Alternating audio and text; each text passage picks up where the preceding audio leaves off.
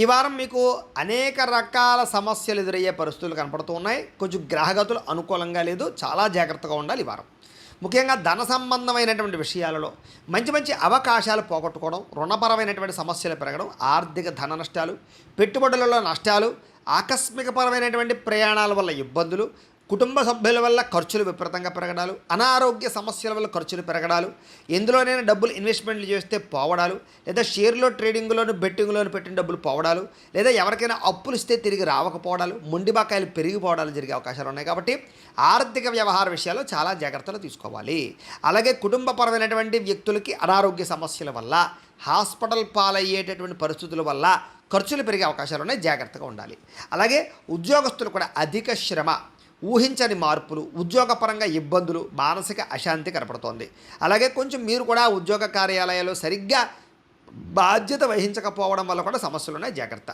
ఇక ఈ వారం అంతా కూడా అనారోగ్య సమస్యలు కానీ, లేదా ఆహారపరమైనటువంటి లౌల్యం వల్ల, ఏది పడితే అది తినడం వల్ల గ్యాస్ట్రిక్ ట్రబుల్స్ లాంటివి కానీ, లేదా అనేక రకాల శారీరక రుగ్మతలు రావడం కానీ జరిగే అవకాశాలు ఉన్నాయి.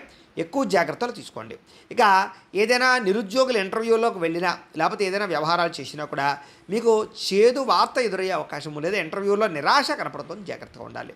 ముఖ్యంగా మంచివారిని అపార్థం చేసుకోవడం, ఇష్టమైన వాళ్ళని దూరం చేసుకోవడం, మీ మేలు కోరేటటువంటి వారితో గొడవలు పెట్టుకోవడం లాంటివి కనపడుతున్నాయి. కాబట్టి చాలా జాగ్రత్తగా ఉండాలి. అలాగే మాట్లాడేటప్పుడు కూడా ఏది మంచి ఏది చెడి ఆలోచించి మాట్లాడకపోతే కనుక అనవసరమైన ఇబ్బందుల్లో ఇరుక్కుంటారు. కాబట్టి మాట్లాడేటప్పుడు చాలా జాగ్రత్తగా మాట్లాడండి. మంచి అవకాశాలు పోగొట్టుకుంటారు దానివల్ల. అలాగే మంచి మంచి ఆలోచనలు వస్తాయి, మంచి మంచి నిర్ణయాలు వస్తాయి, కానీ అవి అమలు చేయడం కష్టమైపోతుంటుంది. రెండోది కొంచెం బద్ధకము, లేజినెస్ కూడా పెరిగిపోతుంటాయి. కాబట్టి జాగ్రత్తగా ఉండాలి. లేదా అనవసరమైనటువంటి మాటలు మాత్రం మాట్లాడకండి.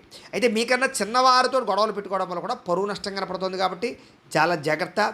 చెడ్డవారిని, లేదా మీకు డబ్బులు ఇవ్వలేనటువంటి వాళ్ళని, లేదా పిసిని కొట్టి వాళ్ళని మీరు డబ్బులు అడిగారు అనుకోండి, వాళ్ళు ఇవ్వకపోవు సరిగదా, మీరు అనవసరంగా అబాస్పాలు అవుతారు. కాబట్టి అవమానానికి గురయ్యే పరిస్థితులు ఉన్నాయి. కాబట్టి ఏదైనా డబ్బులు అవసరమైతే ఇచ్చే వాళ్ళని అడగడం తప్ప ఎవరు పడితే వాళ్ళని అడగండి. లేదా లావాదేవీలు ఎవరితో జరిపినా జాగ్రత్తగా ఉండాలి ఈ వారం. ముఖ్యంగా వ్యాపారస్తులకు వ్యాపారంలో కొంచెం ఒడిదుడుకులు తగ్గుతాయి చెప్పచ్చు.